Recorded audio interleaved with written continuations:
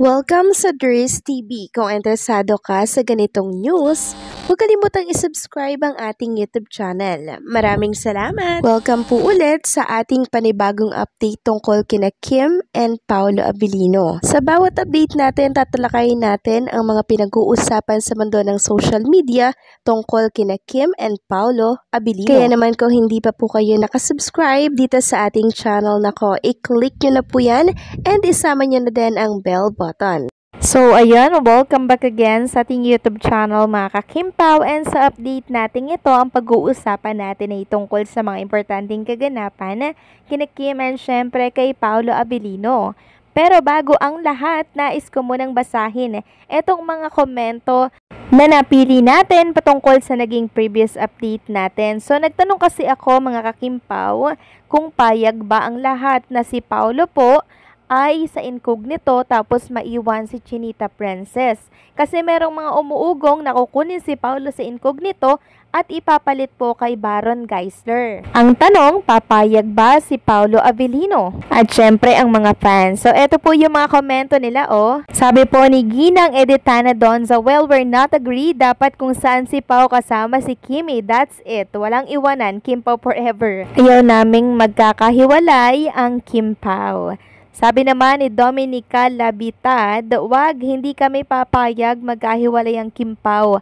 Magaling magdala ang dalawa. Kim Pao forever. At sabi pa nga dito, hindi yan papayag si Paolo at Kim magkahiwalay. Sabi nga ni Pao kay Kim sa interview, dito ka lang sa akin. Then sabi naman po ni Emelita, ano ba yan? Malalaking artista na nasa incognito, ba't naman isasama pa si Pao? Pinasok pa dyan si Bong. Hindi pa ba sapat yan? Malalaking artista na kasali dyan. Wag na si Pao. May daalibay na si Pao at Kim. Baka mapagod masyado ang idol Pao namin. At wag pati kontrabida si Pao. Panay bida nga siya. Gagawin niyang nyong kontrabida. Tsaka dapat lagi silang magkasama ni Kim.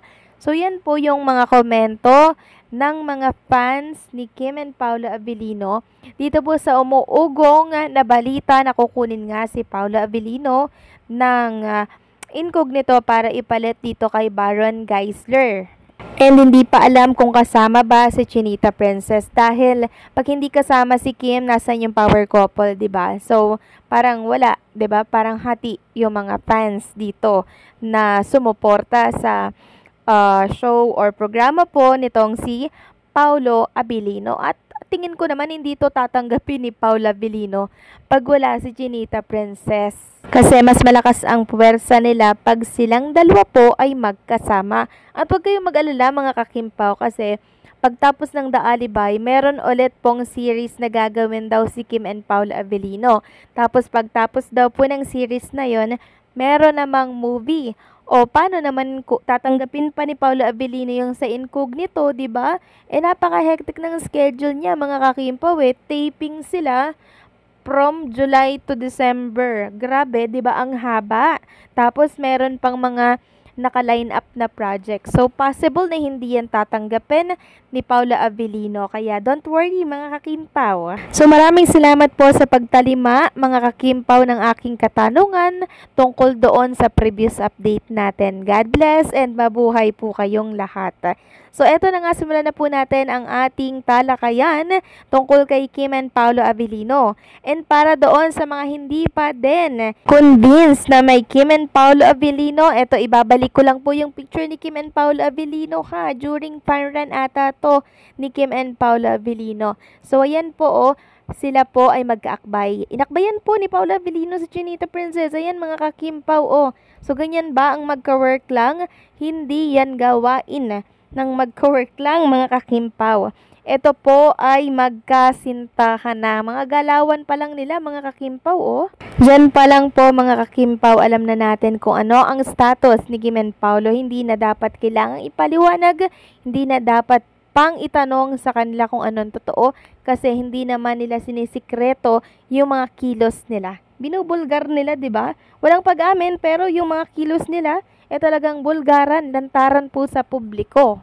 Next topic naman, pag-usapan natin itong nirepost ni Chinita Princess na kung saan kasama nga po niya ang mga glam team niya dito po sa kanyang endorsement shoot. Napakaganda ni Chinita Princess dito sa picture na to, mga kakimpaw. Color brown ang kanyang hair dito, tapos mahaba. So extension, mga kakimpaw, or pwede ring wig. So bagay pala kay Kim Chu yung brown yung hair niya. Para siyang foreigner, mga kakimpaw. Ang ganda niya po talaga, no? Kaya hindi nakakapagtaka kung bakit si Paolo Abilino ay in lababo at baliw na baliw kay Chinita Princess. Grabe kasi yung ganda niya, mga kakimpaw. Gandang hindi nakakasawa. May ganda kasi na pag unang tingin mo, maganda siya. Pero, habang tinititigan mo, hindi na parang pumapangit na. Pero si Kim Chu, unang tingin mo, okay, maganda. Tapos habang tinititigan mo, gumaganda po siya ng gumaganda. Ganon yung beauty ng isang Chinita Princess. Hindi po nakakasawa. Parang alak lang yan, mga kakimpaw, habang tumatagal lalong sumasarap. Habang tumatagal lalong gumaganda. So yun yon, mga kakimpaw.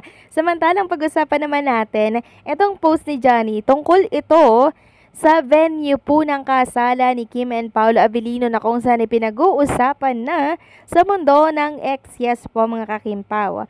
After po nagawan si Kim and Paolo Abilino ng mga gown na suot-suot nila, inedit po nila yan, mga kakimpaw. So ngayon dalawa na po yung may suot na gown na si Kim and Paolo Abilino na pangkasal. Ngayon na pinag-uusapan naman ay yung venue daw ng kasalan ni Kim and Paolo.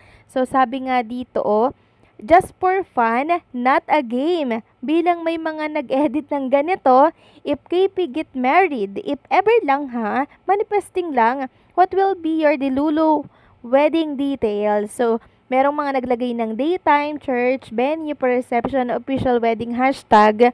Tapos nabasa ko nga na mostly, maraming nagsasabi na sa Tagaytay daw, mga kakimpaw.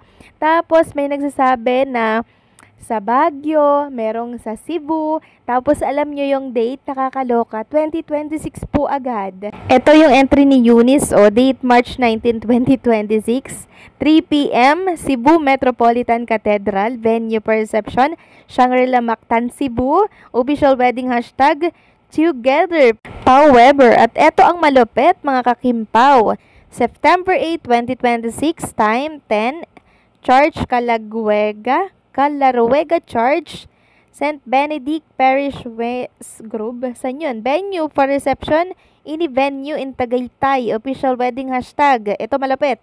Kim finally choose Paolo. Grabe, di ba? Hanip yung hashtag nila. Choose Paolo. Syempre, yung pinili ko talagang date, same wedding anniversary ko. At yung malapit sa amin. So, nakaka-good vibes. Nakakatuwa lang magbasa po ng mga pa-entry ng ating mga Kimpo fans dito sa X. Biruin yung pinag-uusapan na nila yung wedding venue ni Kim and Paolo Abilino. At hindi na sila makapag-antay. Gusto nila 2026 na po agad. Kayo ba, mga kakimpaw, saan nyo po gustong ikasal si Kim and Paolo? At anong taon? Please comment down below. Dali! So, paano? Hanggang dito na lamang po ang update natin. Maraming salamat sa patuloy na pagsuporta.